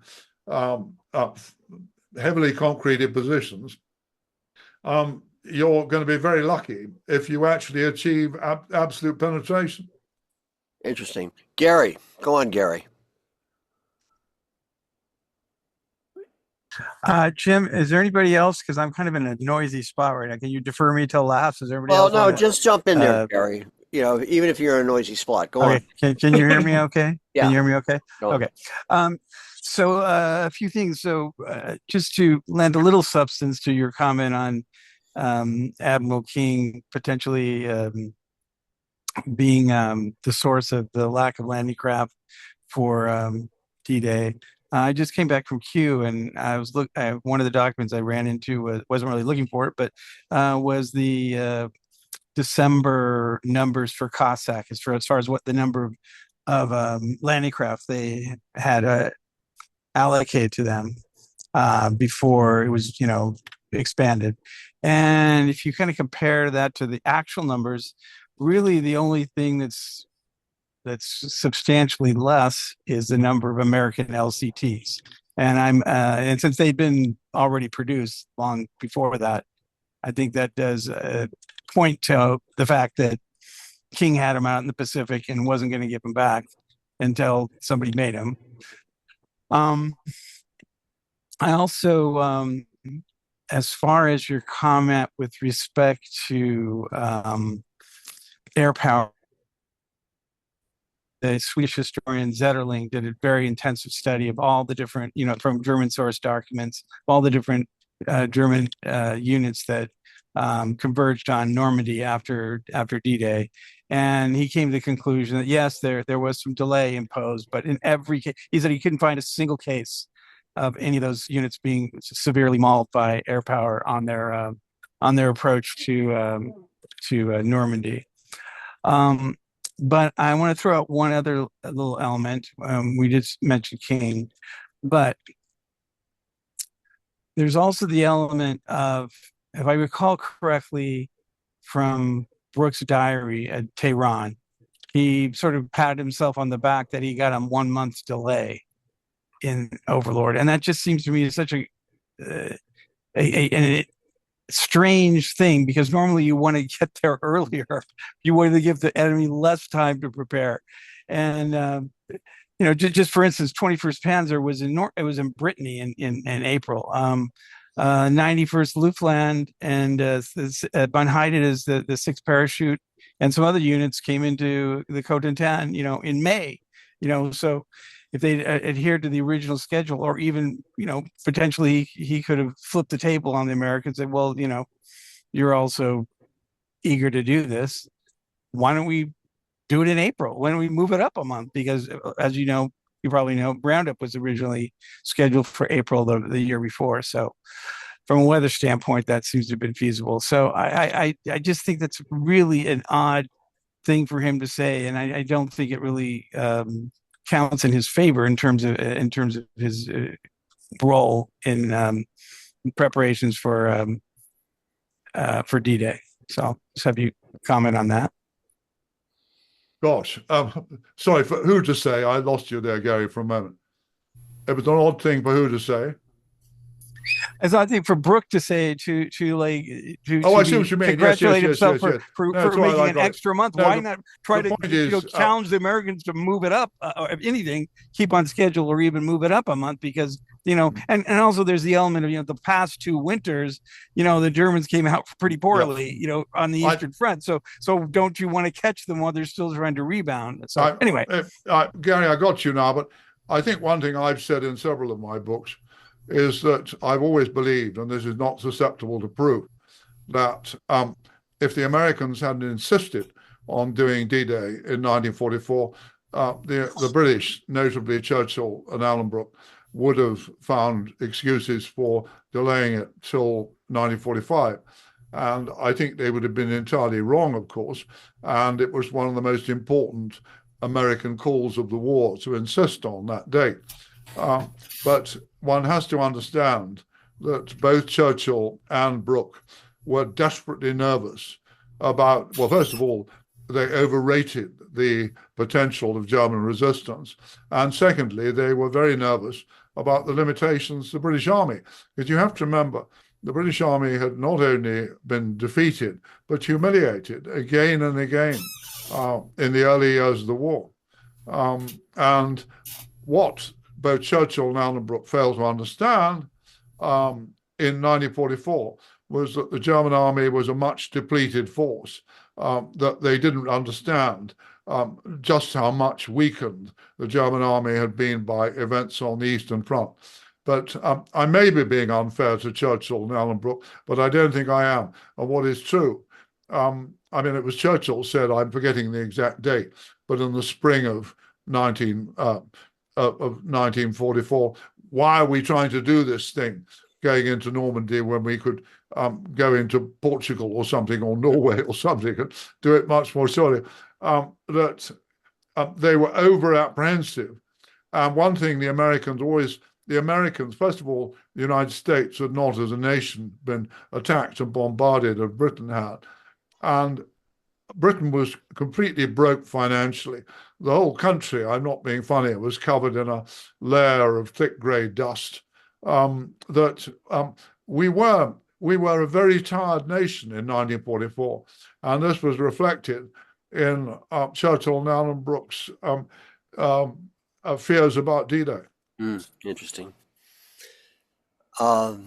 Okay, Hal, go on, Hal, and then we'll end it with Michael. Go on, Michael. Hal, go on, Hal. Yeah, just a quick reference to Utah Beach. Jim and I are part of a World War II research group, and one of the members, Steve Bork, who's a retired Army officer and a retired historian from Command and General Staff College, has done a lot of research, and he makes the interesting argument that air power, tactical air power, strategic air power being used tactically was very effective at Utah Beach because the American deputy group commander who was leading the air assault disobeyed orders and had his men bomb along the length of the beach. And he argues that they really plastered the German defenses, which was one of the reasons he argues Utah was more successful. If he's accurate in that, it brings up an interesting question about what could have been on some of the other beaches, especially Omaha, if the units that followed orders had not missed by following orders. I mean, basically by following orders and delaying, they missed. This officer apparently just took his own initiative, disobeyed orders, had his men do a left turn. I'm honestly not sure about that one. I'm bound to say I've always bought the line that the German defenses in the Utah area were much weaker. But again, it just goes back to this perpetual thing. You just look at all these aerial photos of where bombs landed around German positions, and bombing remains now, and was especially then, a very inexact science. Yeah. All right. Michael, you'll have the last comment. Go on, Michael. Yeah, well, first of all, I agree with you 100% about Saving Private Ryan, and that would be the part of the second part of my question. The second question. The first question has to do with Copper Cay Airport, and actually the beaches as well. Without taking the high ground around Caen, it's been argued that Copper Cay Airport would have been useless as long as the Germans could bombard it and see it from the high ground. And they did have, after D-Day, they managed to get in a number of 88s. But they did have the high ground. The Germans had the high ground. First of all, do you think that Copper Cay Airport would have been useless with the Germans holding the high ground around Caen? And why didn't they use their 88s? Because they could see the beaches. I mean, Kurt Meyer could see the beaches from the turret of the Abbey d'Ardon. Why didn't they use that more effectively to bombard the beaches, or at least just inland? Frankly, Mike, the simple answer is I don't know, because I've forgotten the positions of the 88s around. Copper Cay was never going to be any use to the Allies until they'd got a much deeper perimeter, because, as you say, it would have been vulnerable to artillery fire. So I don't think Copper Cay was ever likely to play that much of a role. But as regards whether they could have done more with the 88, I've just forgotten the detail of where they were. Hmm.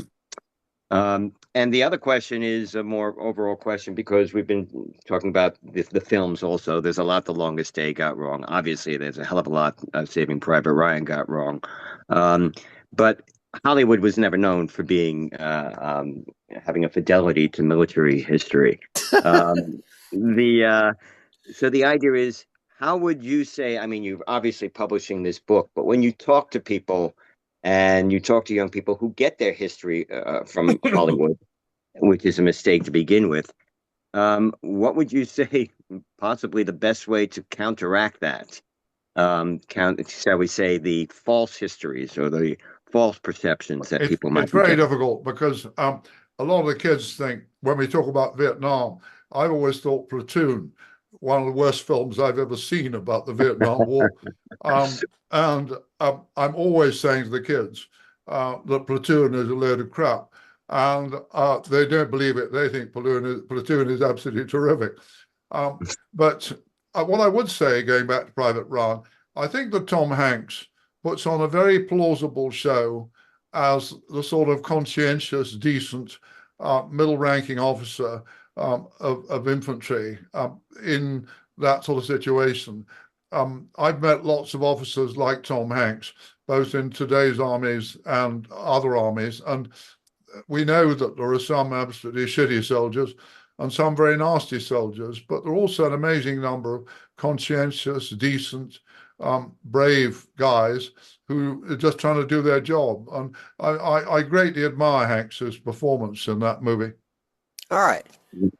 Well, on that note, Max, it's been fantastic to have this time with you today. It really is a great treat for all of us. And a great treat to be with you, Jim. And frankly, I'd love to do this with Operation Pedestal, man. That'd be. Oh my God! I mean, I'm talked out. You've got to remember, I'm 80 years old. No, I know. I realize. Well, you know, because you get this crew here, they're just getting started. So, but we'd love to have you talk about some of your other books too. But I want to thank you so much for taking time out today and talking with us about Sword. It's a great book, and thank you for your work over the years. My pleasure, Jim, and so good to be with you. All the very best.